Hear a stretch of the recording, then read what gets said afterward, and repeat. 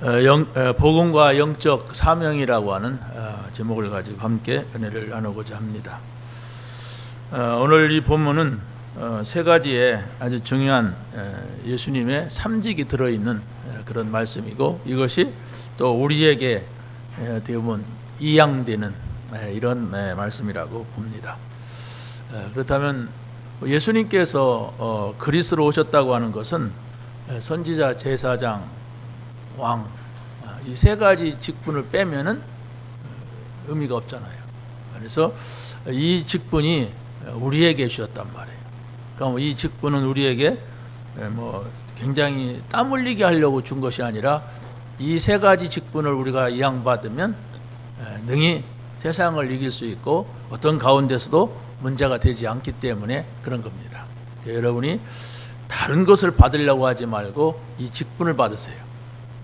그리스도, 선지자, 제사장, 왕 직분, 이걸 줬는데 이건 안 받고 다른 것을 받으려고 하니까 문제란 말이에요. 왜냐하면 하나님 만나면 되잖아요. 선지자 직분을 통하여서. 선지자는 늘 하나님 곁에 서 있으면서 하나님이 말씀하시는 걸 듣고 백성들에게 전달하는 사명이었습니다. 제사장입니다. 제사장은 치유하는 자였어요. 예배하는 자. 그래서 언제든지 백성들의 문제를 하나님께 가지고 나가서 용서를 구하고 그 사람의 죄가 용서된 사실을 백성들이 알려주고, 그래서 양의 피가 제물이 필요했던 것이죠. 이거면 되잖아요. 우리에게 어떤 문제가 있다 할지라도 그게 하나님께 전달돼서 하나님이 해결하신다면 그것입니다. 왕입니다. 왕은 우리가 왜 필요하느냐? 사단이 왕의 권세보다 더 큰 권세를 가지고 있어요. 그래서 이 사단을 이길 수 있는 사람은 없어요. 그래서 하나님께서는 당신이 직접 오신 겁니다. 왕의 권세, 왕중의 왕, 왕중왕이라고 하죠. 왕들 가운데 왕, 하나님 앞에서 왕 노릇을 할 자는 없어요. 그렇기 때문에 여러분이 이 권세를 누려야 됩니다. 그래야 세상을 이깁니다. 그래야 사단을 이겨요.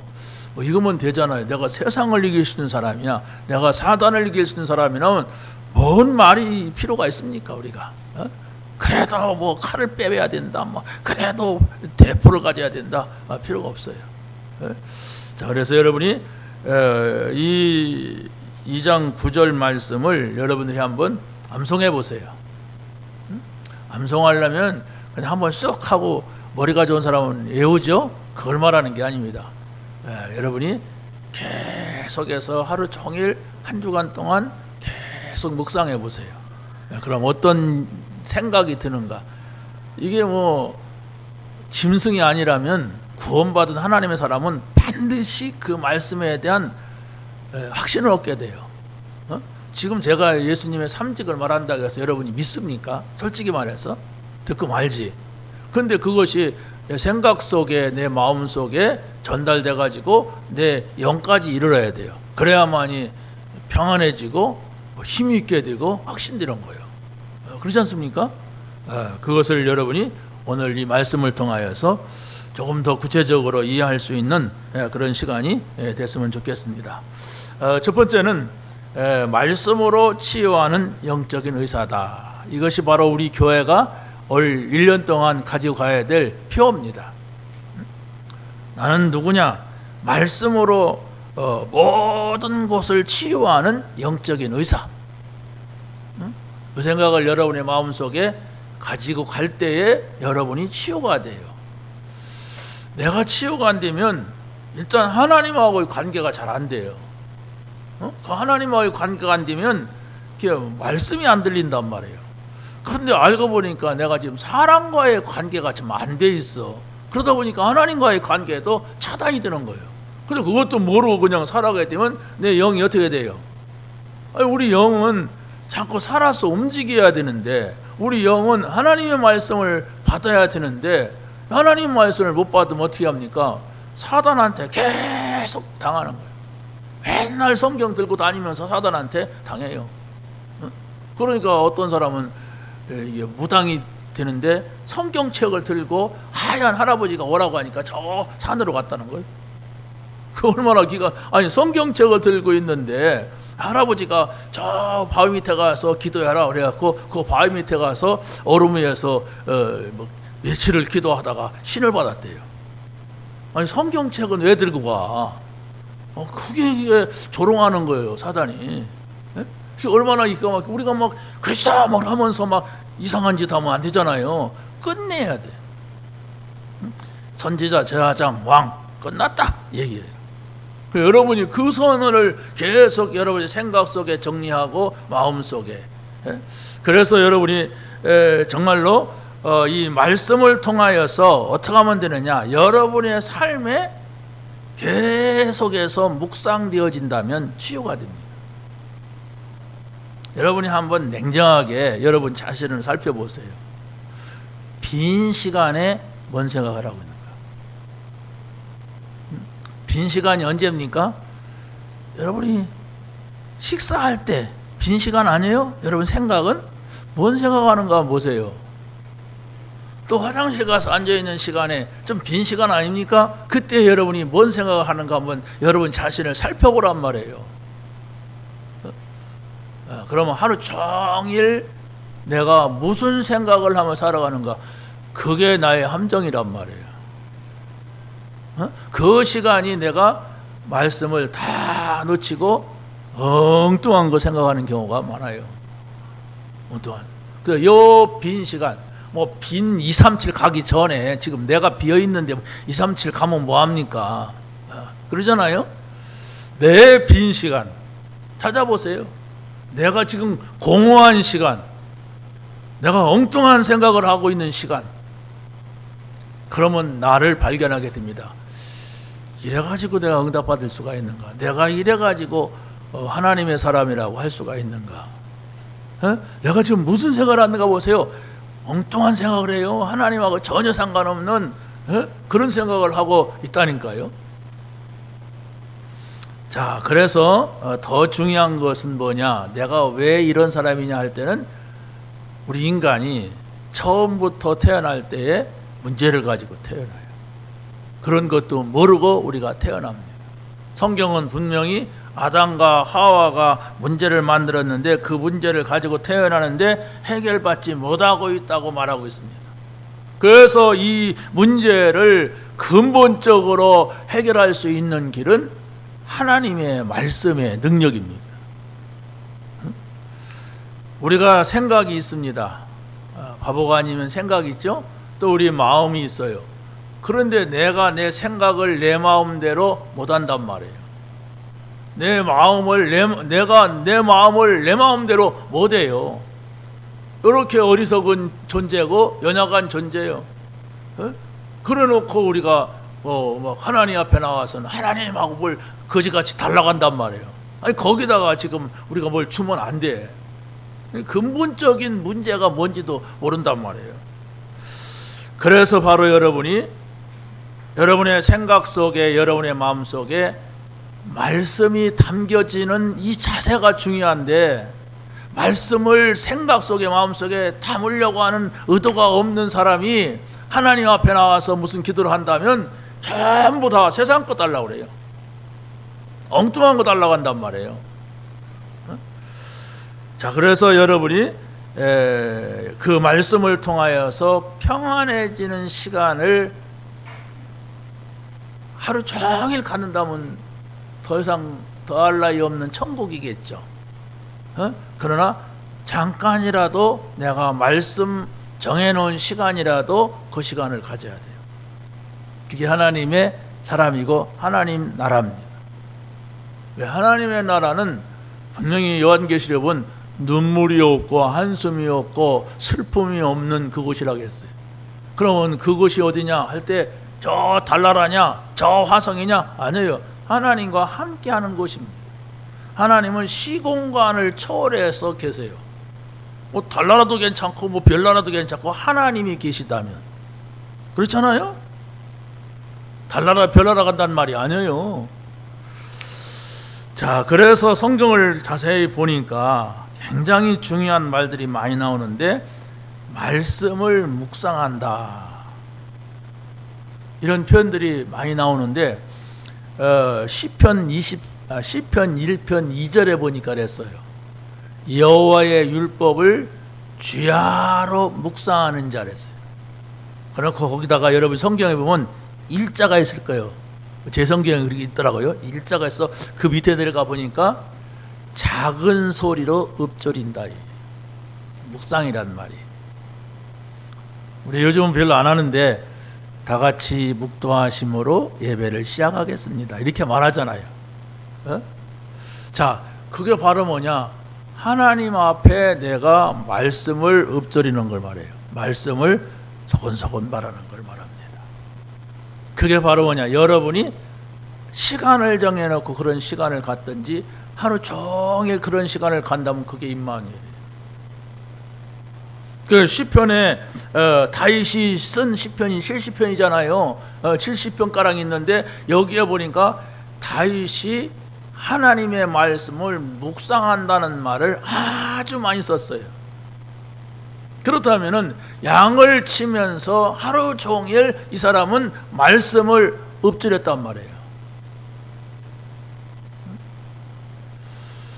여러분이 꼭 내가 이걸 외워야 되겠다 안 했는데도 그 말씀을 읊조리게 되면은, 묵상하게 되면 그 말씀이 의미가 전달이 돼요. 의미가 전달되니까 그 말씀이 좋아져요. 자기가 좋아하는 사람은 막 찾아가지고 이름 기억하거든. 그렇잖아요. 쳐다보기도 싫으니까 누가 이름 기억하는 사람이 있어요. 어디가 있습니까? 그렇다면 내가 좋아하는 말씀, 깨달아지는 말씀, 그 말씀을 여러분이 하루 종일 생각할 수 있다면 어떻게 생각합니까? 단어 하나하나 여러분이 이해하려고 해보세요. 이것은 다윗이 어느 때에 이런 말씀을 했는가 이해를 해보세요. 그러면서 여러분의 생각 속에, 마음 속에 이 하나님의 말씀을 담는다면 그 말씀은 반드시 여러분의 영혼으로 전달됩니다. 반대로 여러분 생각 속에 뭔가 분한 마음이 자꾸 들어. 여러분의 마음 속에 왠지 모르게 막 기부동한 마음이 늘 있어. 영혼이 전달됩니다. 영적 문제로 나타나요. 그래서 여러분의 생각 개혁, 여러분의 마음 개혁, 이게 절대적이에요. 왜냐하면 저 사람이 뭔 생각하느냐는 그건 말로 표현되거든. 아무 생각도 없는 사람이 말하면 그건 정신병자예요. 정신병자 아무 말이나 짓거리잖아요. 지 생각하고 말이 안 맞단 말이에요. 그렇다면 우리가 무슨 생각, 내 생각 속에 뭐가 자꾸 담겨지고 우리 마음 속에 뭐가 담겨져 있느냐, 이게 답니다. 그렇다고 한다면 여러분들이 하나님의 말씀을 묵상하는 시간, 그래서 바로 이 말씀으로 내게 평안이 오는 시간, 이 시간을 여러분이 꼭 갖게 되시기 바랍니다. 그래서 우리가 하나님의 말씀에 집중하려면 어떻게 하면 되느냐? 다른 것을 버려야만 됩니다. 그런데 다른 것을 버리고 말씀 붙잡는다고 하는 것은 쉬운 게 아니에요. 여러분 커피숍에 가서 딱 앉아서 보세요. 좀 뭐 갈 수도 없잖아요. 못 가게 하니까. 근데 사람들이 5명이 모였다, 6명이 모였다. 그러면 일제히 하는 게 뭘까요? 보세요. 일제히 누가 안 시키자는데 일제히 하는 게 있어요. 그 사람들한테 1시간만 핸드폰 놔라 이렇게 한다면 놀 것 같아요? 거기 앉아서 커피숍 앉아서 1시간만 거기 1시간 동안 앉았을 거야. 1시간만 핸드폰 만지지 말아라. 공황 상태에 듭니다, 사람들이. 여기 있는 그래도 렘넌트들 한번 생각해 봐요. 내가 1시간만 이거 안 하겠다. 될 것 같아요? 이유 없이 될 것 같아요? 안 됩니다. 그만큼 사단의 전략에 모든 사람들이 잡혔어요. 그럼 거기에 정말로 생명과 같이 필요한 것이 있느냐? 없어요. 누가 꼭 전달할 소식이 오느냐? 없습니다. 있기도 하죠. 그걸 연락 받고 하니까 없는데도 내가 그걸 잡고 있어요? 하나님입니다. 나의 신이에요. 어? 여러분 생각을 해야 됩니다. 내가 복음을 받았어요. 나는 이제 복음을 전해야 돼요. 그게 아브라함과 이삭과 야곱에게 전달되었던 메시지고 사명입니다. 그것이 바로 요셉에게 전달되었을 때에 애굽을 정복하는 일이 생긴 거예요. 한 사람 때문에. 응? 그렇다면 내가 지금 시달리고 있어. 뭐에? 사단 때문에. 사단이 놓은 덫에 걸려가지고 시달리고 있어요. 그런 지경이라니까요.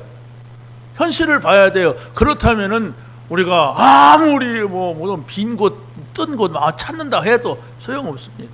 내가 지금 큰 왕을 모시고 있단 말이에요. 사단이 놓은 그 사단이라고 하는 왕에 내가 잡혀 있어요.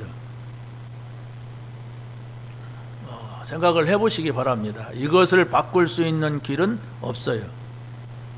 하나님 말씀으로 내 생각 속에 내 마음 속에 채우는 길. 그러지 않으면 큰 쇼크를 받아야 충격, 큰 충격을 받아야 그때서 조금 이렇게 움직여요. 충격받아야. 그게 질병이고 사고고 막 그렇습니다. 사람들이 하나님 안 바라봐요. 안 바라다가 뭐 큰 자기가 이제 죽을 것 같다든가 자기가 뭐 못한다든가 이럴 때 움찔하고 좀 쳐다보다가 뭐 또 그거 지나가면 또 잡혀요. 그게 인간이라니까. 후회해요. 문제 오면 잘못했다고 회개도 합니다. 그러다가 지나가서 조금 평안하면 또 잡혀요. 보세요. 못 고칩니다. 절대로 못 고쳐요. 그래서 불가능합니다. 아니 절대 불가능해요. 우리가 그 속에서 빠져나오고 고친다는 게 절대 불가능해요. 다만 말씀이 우리 생각 속에 평안의 말씀으로 들어간다면, 이 말씀이 내 마음속에 평안의 말씀이 된다면, 말씀의 능력은 하나님의 능력이기 때문에 하나님이 바꾸는 겁니다.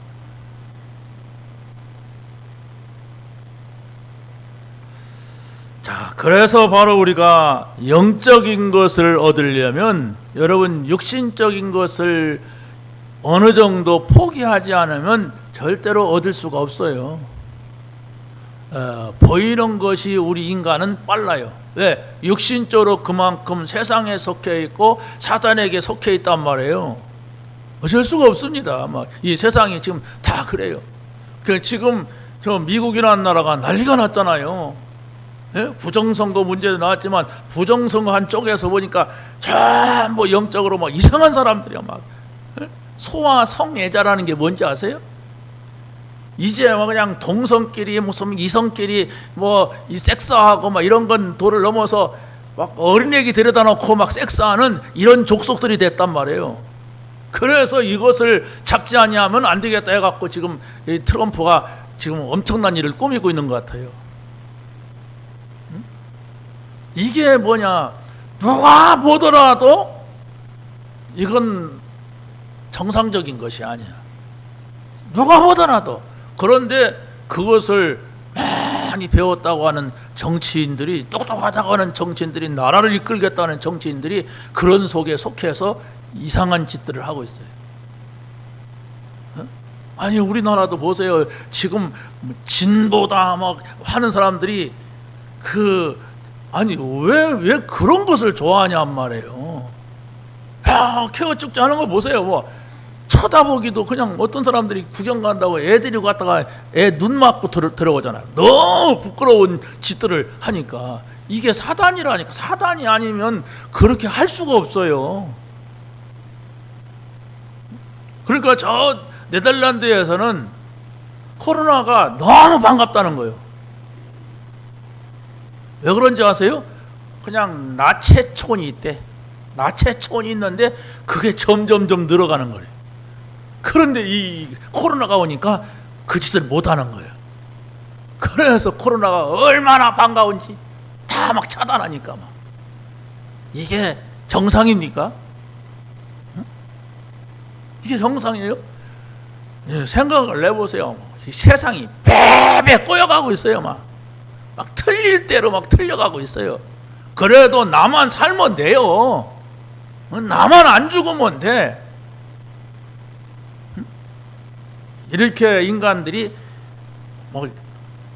계속해서 하나님을 부정하고 하나님을 반대하고 하나님이 없는 속으로 가고 있습니다. 여러분이 성경을 보세요. 그럴 때마다 하나님 부정할 때마다 세상에 어떤 일이 일어났는가? 노아 홍수 일어날 때에 어떤 일이 일어났는가? 소돔과 고모라상 멸망할 때 어떤 일이 일어났는가? 여러분은 몇십 년 한 세대 살고 가요. 그런데 이 지구가 총체적으로 멸망한다면 우리 다음 세대는 없어지는 거예요. 어린 애들이 태어나자마자 이제 집이 10살 됐다, 20살 됐는데 없어져. 그 속에 들어가 버려. 누구 책임입니까? 에? 어른들 책임 아니에요. 먼저 산 사람들. 아니 더는 바로 우리 책임 아닙니까? 복음 받은 우리들. 복음 가지고도 늘 그 속에 속해 있고 그 속에 쳐다보고 살잖아요. 우리가 정신 차려야 돼요. 왜? 멸망길로 가고 있는 것도 모르고 있어요. 지금 점점점 이 복음이라고 하는 빛이 아니면 자기가 죽어가는 것도 모르고 멸망길로 가는 것도 모르고 나만 오늘 괜찮으면은 산다 이러고 가다가 다 망해버리는 거예요. 다 망해버리는 거예요. 이게 지금. 다시 돌아갑시다. 세 번째 보세요. 말씀을 암송하면 치유가 되고 여러분이 증인이 될 수가 있습니다. 여러분이 좀 하나님 앞에 설 때는요, 너무 이렇게 멋진 척하지 마시고 어린아이와 같이 하세요. 그래서 저는 암송하는 성경 구절 39절 109절을 갖다가 복사해 가지고 내 책상에 놓고 이걸 꺼내 보기도 하고 핸드폰에 놓고 또 열어보기도 하고 계속 그럽니다. 왜? 내가 지금 저 이상한 세상 속으로 나도 모르게 들어간단 말이에요. 그런 것도 모르고 우리는 막 성공하려고 하고 뭔가 그냥 내가 이름 나보려고 하고 내가 이런 내 생각 속에 있어요. 보세요. 세상이 어떻게 들어가든 말든 나만 잘 되면 돼. 나한테 피 안 오면 돼. 이런 것이지 어떤 앞으로 우리 후대들이 앞으로 이 나라가 어떻게 할지 전혀 없습니다. 다 개인주의로 쪼개놓고 찢어놓고 다 그럽니다. 지금 세상이. 어쩔 수 없어요. 붙으면 안 돼요. 병 걸려요. 같이 모이면 안 돼. 같이 차 마셔도 안 돼. 병 걸려. 예배 같이 모이면 안 돼. 병 걸려. 이러니까 그냥 난리들이 났어요. 여러분, 정말로 하나님 말씀은 살았고 운동력이 있다고 했어요. 그래서 좌우의 날쌘 검보다 더 예리해서 우리의 심령 관절 골수까지 찔러 쪼개는 말씀, 이 빛이 아니면 어둠을 볼 수가 없어요. 빛이 없어 봐야 어둡구나 이걸 안단 말이에요. 자, 여러분들이 코로나 때문에 마음이 심란하고 되는 일이 없고 그래서 어렵다. 여러분, 그걸 넘어서야 됩니다. 넘어설 길은 없어요. 왜? 먹을 것이 없는데 무슨 넘어섭니까? 내 몸이 아픈데 뭘 넘어섭니까? 그러잖아요? 말씀 속으로 들어가세요. 말씀이 나를 살려야 됩니다. 말씀을 깊이 묵상하세요. 그 말씀이 나에게 힘을 줘야 돼요. 여러분이 말씀 속으로 들어가세요. 그래야만이 그 말씀이 나에게 생명이 됩니다. 다른 길이 없습니다. 그래서 바로 여러분이 하나님의 말씀이 여러분 속에 깊이 들어가서 이것이 여러분에게 답이 된다면 치유의 역사를 보게 될 겁니다. 그래서 한 주간 동안 말씀을 가지고 치유하는 의사, 이게 무슨 말이냐? 내가 무슨 치유를 한단 말이냐? 말씀으로 치유한다? 영적인 의사? 어디에 필요한 것이냐? 여러분이 많이 생각을 하면서 말씀을 누리다가 정말 하나님께 주시는 은혜를 체험하게 되시기 바랍니다. 두 번째는 237 나라 기도하는 영적 파수꾼이에요. 237 나라, 지금 내 나라도 내가 바라볼 수 없는데 무슨 237 나라냐? 방향이란 말이에요. 하나님께서 원하시는 방향이 우리를 통하여, 너를 통하여 모든 민족이, 내 후손을 통하여 세계 만민이 살게 될 것이다. 그렇다면 하나님의 방향입니다. 예수님께서 십자가에 죽으시고 부활하셔서 지금 얼마나 어려운 상황입니까? 제자들은 예수님 없으면은 지금 예수님 따라다가 다 도망갔다가 다시 또 모였는데 이 사람들이 어떻게 무슨 힘으로 무슨 땅끝까지 가고 뭐 합니까? 그런데 예수님께서는 분명히 말씀하셨어요. 가서 제자 삼으라. 가서 제자 삼으라. 모든 족속으로 제자 삼으라. 내가 세상 끝날까지 너희와 항상 함께 할 것이다.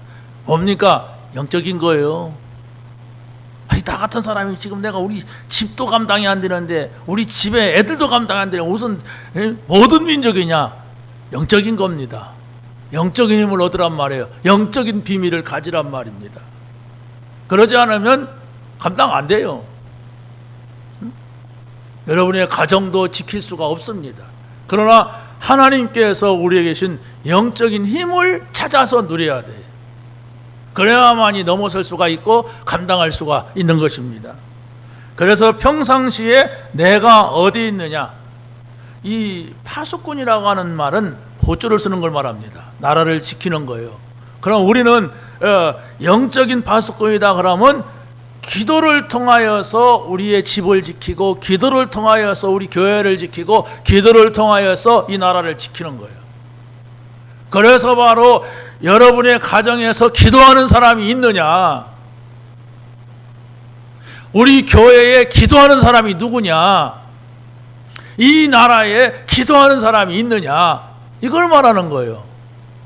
여러분이 소원 성취하는 기도가 아니라 하나님의 말씀을 붙잡고 있는 그 기도. 그렇다면 여러분의 가정에 어떤 문제가 왔다면 그 문제는 이미 예수님께서 십자가에서 끝낸 것이기 때문에 그 문제가 여러분의 가정을 멸망시키는 것이 아니라 여러분의 가정에 응답을 주는 문제가 될 것입니다. 문제는 답이 있을 때는 기회가 되는 거예요. 그런데 문제는 답이 없으니까 고민하는 거죠. 그렇다면 여러분들이 붙잡아야 될 것은 하나님의 말씀이에요. 다 이루었다고 하신 하나님의 말씀을 붙잡고 여러분이 여러분의 자녀를 향하여서 기도하고, 여러분의 남편을 향하여서 기도하고, 여러분의 가정의 일들을 놓고 기도한다면 그게 바로 무엇입니까? 파수꾼의 역할을 감당하는 거예요. 그 기도가 되어진다면 여러분 가정 문제 하지 않을 겁니다. 그런데 그 기도하지 않으면 가정 문제 끊임없이 올 거예요. 잘 되는데도 걱정할 일이 묘하게 올 겁니다. 그러면 여러분이 평안을 할 리 없어요. 뭔 고민합니까? 전부 교회 문제는 두 번째, 세 번째, 네 번째, 다섯 번째고, 여러분이 가정의 남편 때문에, 자녀 때문에, 경제 때문에, 건강 때문에 다 여기 있어요. 그럼 여러분의 가정에 남편이 문제가 아니고, 자녀가 문제가 아니고, 건강이 문제가, 돈 문제 없어. 그래 봐요. 그게 그냥 응답이고 행복해요. 거기에 있는 사람을 가지고 뭔 세계복음화를 하겠습니까?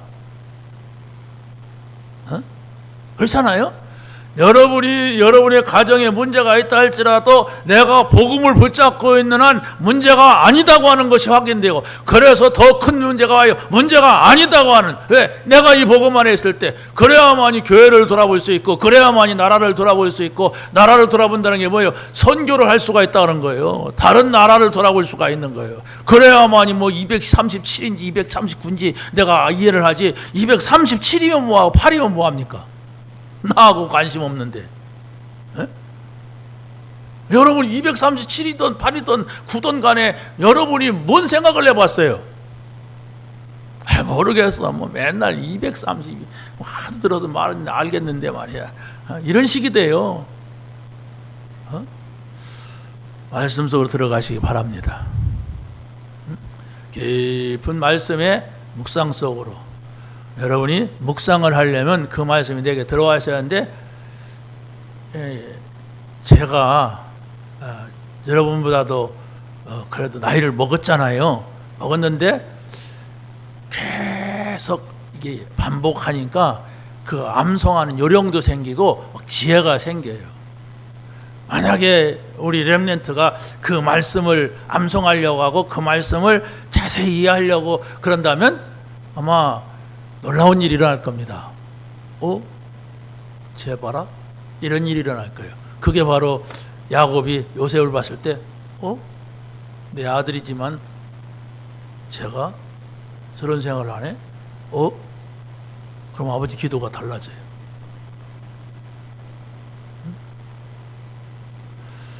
그런 한 사람이 있어야 됩니다. 여러분 집에. 맨날 걱정만 하고 맨날 염려만 하고 그러니까 막 이상한 소리만 나오고, 그렇다면 어떻게 되겠어요? 그게 그대로 자녀들이 받아가지고 그대로예요. 평생 동안 하나님 앞에 기도할 줄 모르고 신앙생활 한다. 복음은 잔뜩 들었는데 완전 종교인이 돼 있어. 아무것도 할 수가 없어. 아무것도 할 수가 없다니까. 아무것도. 왜? 자기 능력이 없으니까. 점점 자기 능력은 떨어지잖아요. 나이 먹으면 더 하잖아요. 또 우리가 찾아내야 돼요. 이 복음은 그런 게 아니에요. 날로 새롭게 되는 거예요. 우리 뭐 나이 드신 나이를 자꾸 들어가니까 막 여기저기서 막 아픈 소리를 하죠. 그런 소리 하지 말아요. 찾아내야 돼. 자꾸 찾아내서 내 생각이 새로워지고 내 마음이 새로워지는 것이 여기에 있는데, 우리가 자꾸 세상에서 찾아내려니까 그렇죠. 뭐 약을 먹지 말아요. 약을 드세요. 도움이 된다면 약도 먹고, 밥도 먹자. 밥도 많이 먹으세요. 어떤 사람은 막 몸에 살이 쪄가지고 살 뺀다고 막 그냥 빼짝 말라갖고 돌아다녀. 그래서 먹고 죽어라 내 그랬어요.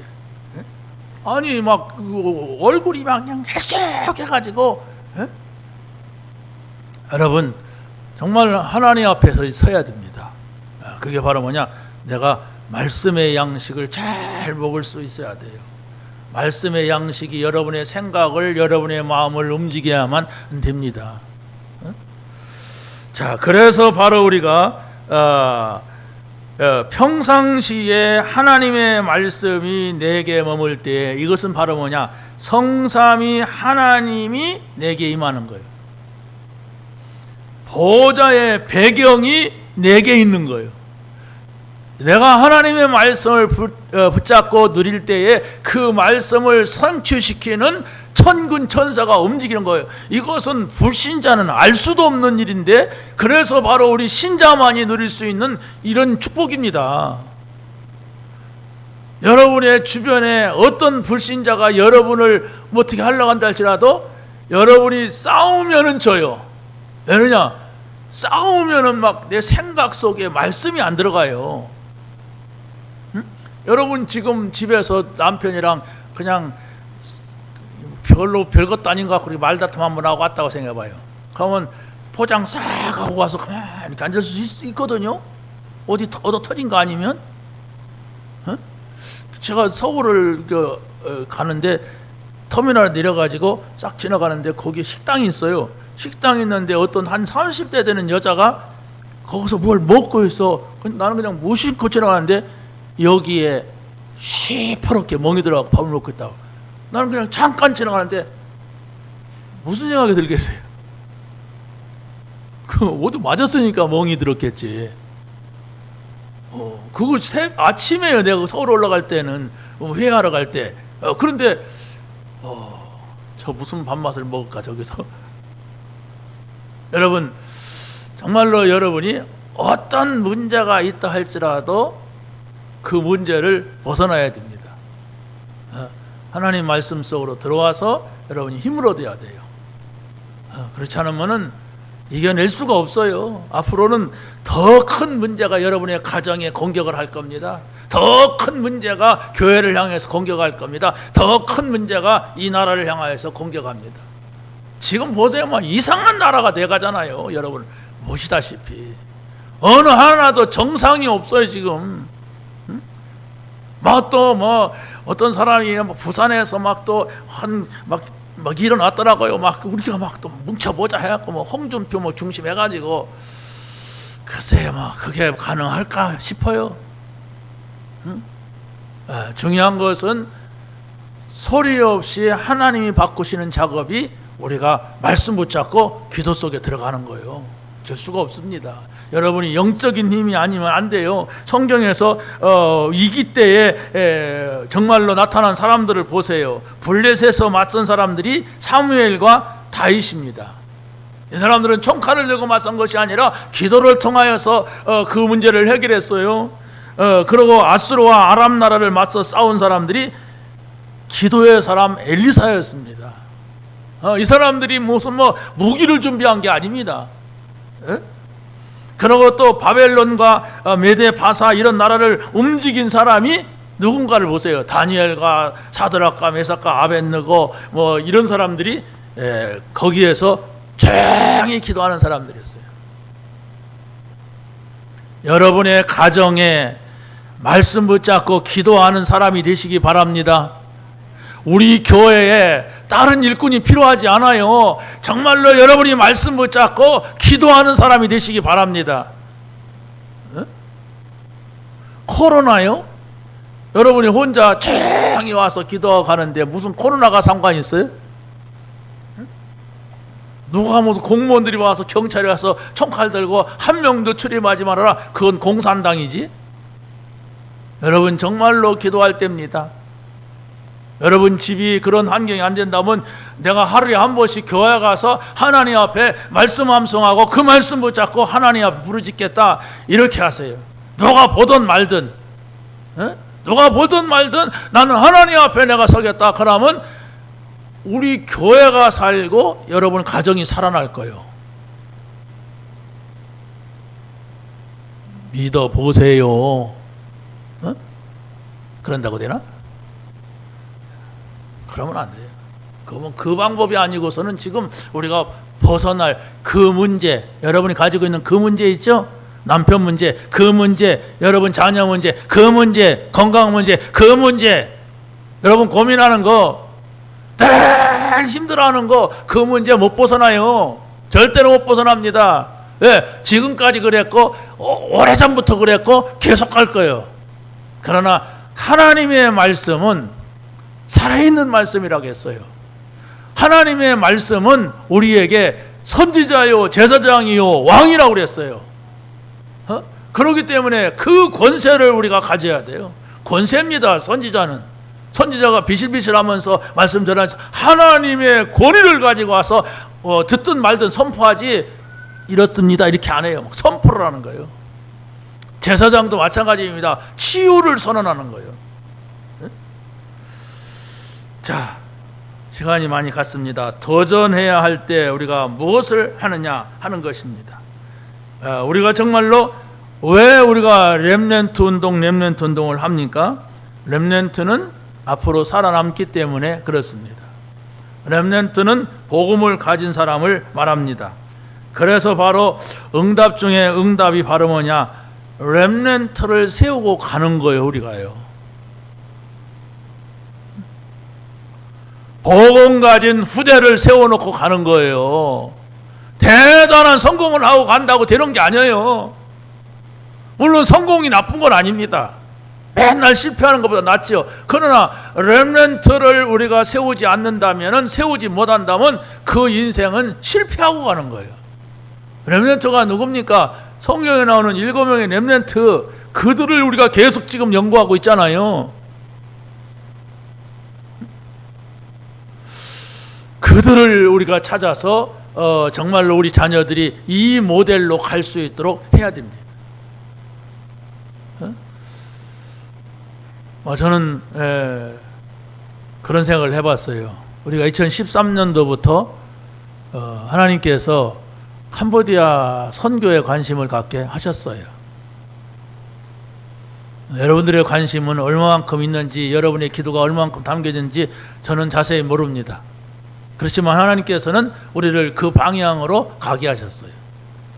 근데 저는 캄보디아 현장에서 또 돌아와서 국내 현장에서 본 것이, 우리가 렘넌트를 키우려면은 따로 키워야 되겠구나. 따로 키우는 사람들을 보니까 그게 대안학교였어요. 그렇다면 우리가 이것이 어디서 나온 거냐라고 볼 때 이게 바로 성경에서 나온 거예요. 복음 없는 사람이 하기도 하고, 또 하나님을 믿는 사람들이 하기도 하고, 교육에 열정 있는 사람들이 하기도 해요. 그러나 더 중요한 것은 우리에게는 확실한 복음, 그리스도, 하나님 나라, 성령 충만, 이 분명한 언약이 우리에게 있음을 우리가 확인했습니다. 그렇다면 이 복음을 어디에다가 던지는 것이 가장 합당하고 좋은 것이냐 할 때는 우리 후대들이에요. 어릴수록 빠를수록 좋은 거예요. 왜? 태어날 때부터도 문제를 가지고 나오지만 이 땅에서 어른들이 전달해 주는 문제가 심각하거든요. 어른들이 좋은 것만을 전달해 주려고 해도 아이들은 그 본성이 막 욕이 나오고 싸움이 나오고 막 이상한 것이 나와요. 그렇잖아요. 이제 우리 그 손자도 보니까 막 2살, 3살 막 이런 애들이 어떻게 막 이렇게 욕심이 생기는지. 그 둘째를 보면 막 뭐 갖다 놓으면 한 손으로 가지고 이걸 안 먹어. 그러고 또 한 손으로 집어야 안정이 되나 봐. 그게 욕심 아니야. 아니, 하나 주면 먹으면 될 거 아니야. 안 먹고 왼손에 들고 오른손으로 먹어야 돼. 이게 안정이야. 이야, 이게 애기니까 뭐 별거 아니잖아요. 그게 어른들이 그런 짓 한다고 생각해봐요. 얼마나 밉상이야 그게. 어른들이 안 그럽니까? 시집에 쫙 써놓고 막 욕심이 생겨가지고 막 뭘 더 가져갈 거 없는가 막 이런 어른들이 얼마나 많아요. 쌓아놓고도 막 끊임없이 돈만을 향해 달려가는 어른들이 얼마나 많냔 말이에요. 그래, 성공해야 된다, 돈 벌어야 된다, 막 이걸 무언중에 자녀들에게 가르쳐갖고 거기에 빠져 죽게 하는 어른들이 얼마나 많냔 말이에요. 아니, 어린애는 까자 한 개, 2개 그 붙잡는 거 보니까 이것 봐라 이거. 우리가 정말로 이 복음이 아니면 안 됩니다. 공산주의가 70년 동안 다 망해버렸는데도 불구하고 지금도 저변에 깔려서 막 꿈틀거리며 세계를 휘젓고 돌아다니고 있어요. 공산주의가. 공산주의를 왜 우리가 싫어합니까? 하나님이 없다고 소리치는 자들이에요. 저것은 하나님 앞에서 심판을 받을 수밖에 없는 무리들입니다. 우리가 알아야 됩니다. 공동으로 생산해서 공동으로 나누자. 말은 그렇게 해야죠. 그러니까 모든 사람들이 다 골고루 갖자. 이런데 모든 사람들이 다 골고루 망해버렸어요. 모든 사람들이 골고루 다 공산주의 하다가 가난해져 버렸어. 왜 그런 줄 아십니까? 왜 그럴까요? 얼마나 멋집니까? 너무 가진 사람도 없고 너무 가난한 사람도 없고 똑같이 갖자. 얼마나 좋은 마음이에요. 근데 문제는 거기에 있지 않아요. 그 말에 있지 않단 말이에요. 하나님이 없다고 말하는 것이 주 핵심이에요. 그 사람들. 정신세계, 영적인 세계는 눈에 보이는 거 유물론, 눈에 보이는 것만이 전부다. 이게 그들의 핵심 사상이야. 그러니까 하나님을 부정하니까 아무리 좋은 말을 해도 좋은 말이 안 돼요. 그래놓고 모든 사람이 공동으로 생산하고 공동으로 나누자 됩니까? 모든 사람이 공동으로 생산해서 독재자가 다 갖는 건데? 그래서 독재주의로 가잖아요. 공산주의가. 이게 바로 무엇인가를 우리가 알아야 됩니다.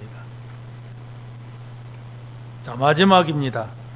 서밋의 응답을 받는 영적인 대사. 처음에는 뭐라 그랬습니까? 영적인 의사, 영적인 파수꾼. 이 말이 무슨 말인가를 여러분이 깊이 자세하게 이해가 돼야 돼요. 영적인 대사. 대사는 바로 뭘 말하죠? 그 나라의 대통령을, 그 나라의 왕을 대신해서 가는 사람이 대신이고 뭡니까? 대사예요. 바로 그러면 그 나라에 가면 대통령의 대우를 받아요. 왜 그렇습니까? 대통령이 보낸 사람이기 때문에. 대통령이 와야 되는데 대통령이 함부로 갈 수가 없고 시간이 없기 때문에 이 사람을 보내는 거예요. 그렇다면 우리가 영적인 대사라고 할 때는, 바로 우리가 영적인 대사라고 할 때는 어떤 위치냐 하는 것을 세 가지로 말씀을 드리면, 어떤 때는 종의 모습으로 나타나는 것 같지만은 그러나 왕이라고 하는 거예요. 영적인 왕, 왕의 권세를 가지고 있는 것입니다. 그래서 만왕의 왕으로 그리스도가 오셔서 바로 우리에게 왕권을 주셨습니다. 그래서 바로 평강의 하나님이 사단을 예수 그리스도 앞에가 아니라 너희 발 아래 상하게 하시리라 했어요. 너희가 누굽니까? 예수 그리스도가 만왕의 왕으로 오신 사실을 믿는 사람. 그래서 바로 우리는 바로 낮아지고 예수 그리스도를 높이는 것입니다. 영적인 바로 이 왕들, 영적인 서밋들, 이런 사람들을 우리가 찾고 세우는 거예요. 우리 렘넌트들이 바로 이 비밀을 갖도록, 너희는 왕이다, 왕의 권세를 가졌다, 그래서 왕의 권세는 사용하는 것이다. 어떻게 사용해야 합니까?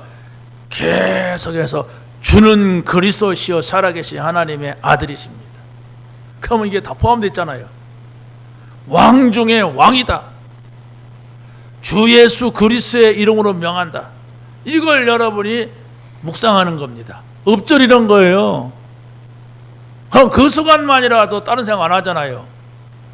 5만 가지 생각을 다 하고 있고 5만 가지 염려를 다 하잖아요, 사람들이. 왜? 이걸 놓치니까.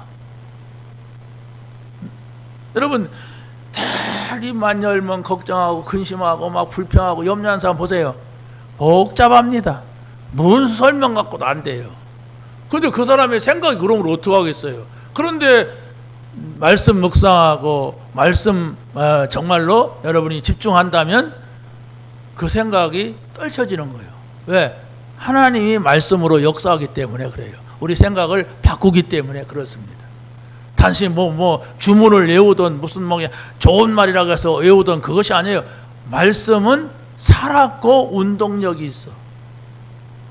살아있단 말이에요. 생명이 있단 말이에요. 운동력이 있다는 것은 움직인단 말이에요. 그래서 그 말씀이 육신이 되어서 우리 가운데 오셨단 말이에요. 하나님의 말씀, 다시 말하면 하나님은 말씀으로만 존재하세요. 아무개야 모세야 모세 할 때 어디 하나님 보였습니까? 안 보였어요. 소리로만 계셨어요. 그 소리로만 계신 하나님을 보려고 하면 안 되죠. 본다면은 그 틀린 거예요. 사무엘아 사무엘아. 한 번도 하나님의 소리를 들어보지 못한 사무엘은 엘리 제사장한테 가잖아요. 보이는 사람이니까. 또 가잖아요. 왜? 한 번도 못 봤으니까 또 가잖아요. 그러니까 제사장이 하나님이 너를 부르나 보다 이랬어요. 그러면 하나님 어디 계십니까? 이러지 않았어요. 의식했습니다. 하나님 저를 부르십니까? 말씀하십시오. 제가 듣겠습니다. 이랬습니다. 그럴 때에 하나님이 반응이 왔어요. 자, 우리는 한 시대를 봐야 됩니다. 흑암 속에 빠진 이 시대. 우리 강대국을 봐야 됩니다. 흑암 속에 빠뜨려진 강대국. 또 약한 나라를 봐야 됩니다. 흑암 속에 빠져버린 약한 나라들. 이게 바로 뭘 말합니까? 온 세상이 흑암 속에 빠지면 우리 후대가 여기에 빠질 수밖에 없다고 하는 사실이에요. 그래서 한 시대는 이 복음을 회복한 시대가 있었던 반면에 그 다음 세대는 또 완전히 망해버리고 놓쳐버린 시대가 되었어요. 우리나라도 지금 정치가 이 두 가지 색깔로 가잖아요. 미국도 지금 두 가지 색깔로 지금 가고 있다니까. 그러니까 사실은 이 미국이라는 나라가 세계를 영향을 주고 있는데, 이 미국이라는 나라가 막 저런 식으로 간다면 큰일 났는데, 저 속에 하나님께서 뭐 하시려고 하는 그 의도가 있지 않는가. 어떻게 보면 우리나라보다 더 중요하다니까, 하나님 눈으로 본다면. 영향을 그만큼 줘요. 근데 모르지요. 또 하나님께서 우리나라를 통하여서, 이 복음 가진 우리나라를 통하여서 또 어떤 일을 계획하고 계신지도 몰라요. 여러분, 개인의 문제 때문에 와서 여러분이 하나님 앞에 나왔지만은 고민하고 있다면 어떻게 하겠어요? 개인의 문제인데. 그러나 여러분이 거기에 매여 있으면 기도할 수가 없습니다. 여러분이 큰 눈을 가지고 하나님께서 우리에게 주신 이 말씀이 무엇이고 우리가 지금 해야 될 것이 무엇인가를 찾으세요. 말씀 붙잡고 깊은 속으로 들어가는 겁니다. 말씀 붙잡고 묵상 속으로 들어가는 거예요. 말씀 붙잡고 우리가 깊은 집중 속으로 들어가는 겁니다. 그럴 때에 내가 살아나요. 내가 살지 못하는데 미국이 어떻고 한국이 어떻고 무슨 소용이 있습니까? 나는 지금 내가 붙잡고 있는 문제는 자그마한 문제 때문에 늘 거기에서 막 시달리고 막 참 교회도 까장바장 간신히 오는데 내가 지금 그러잖아요. 내 문제 지금 막 가정 문제 막, 근데 그게 문제가 아니에요. 지금 총체적으로 지구의 문제가 와서, 우주의 문제가 와서, 나라의 문제가 왔는데 나는 그냥 내 생각이 좋으니까 그것만 붙잡고 있어. 먼저 여러분이 살아야 돼. 우리가 교회 와서 뭐 청소도 하고 작은 심부름하는 것 같이 보이지만 제사장이다 그랬어요. 제사장은 바로 무엇입니까? 답을 주는 사람입니다. 문제를 가지고 있는 사람이 있으면 답을 주는 거예요. 오늘 본문에서도 뭐라고 합니까? 왕 같은 제사장이요, 어떤 때는 왕으로, 어떤 때는 제사장으로. 제사장의 사명은 바로 뭐냐면 예배 문화를 만드는 거예요. 예배라고 하는 것은 제사장이 집도하잖아요. 제사장이 있는 곳에는 언제든지 예배가 이루어졌어요. 그리고 묵상 문화, 이 제사장은 교회에서 기도하는 사람이었어요. 늘 교회를 지키면서 앞장서서 기도하는 사람이었어요. 그리고 치유 문화, 이 치유라고 하는 것은 이 사람들이 병들었다 그러면 저주받았다 이렇게 인식을 했어요. 그래서 병고침 받았다 그러면 제사장한테 먼저 가서 보여라 그랬어요. 예수님도. 그렇기 때문에 우리가 가진 이 사명은 이와 같이 영적인 것을, 육신적인 것을 회복할 수 있는 아주 중요한 사명이란 말입니다. 마지막 세 번째는 버려진 자처럼 보이지만 눈에 안 보이는 선지자입니다. 우리가 선지자 그러면 굉장히 대단해 보이고 화려해 보이지만 그렇지 않았어요. 어떤 때는 막 도망다니는 선지자, 어떤 때는 막 굴 속에 숨어있는 선지자 죽이려고 하니까, 왜? 항상 하나님의 말씀 바른 말을 하니까 좋아하는 사람이 없었어요. 막 권력 가진 자는 책망하면 막 달라들었어요. 막 칼 들고 달라들고 죽이려고. 그래서 선지자들이 얼마나 많이 죽었습니까? 그런데 기이한 빛에 들어가게 하신 이에 아름다운 덕을 선포하게 하려 하심이라. 이게 선지자의 사명입니다.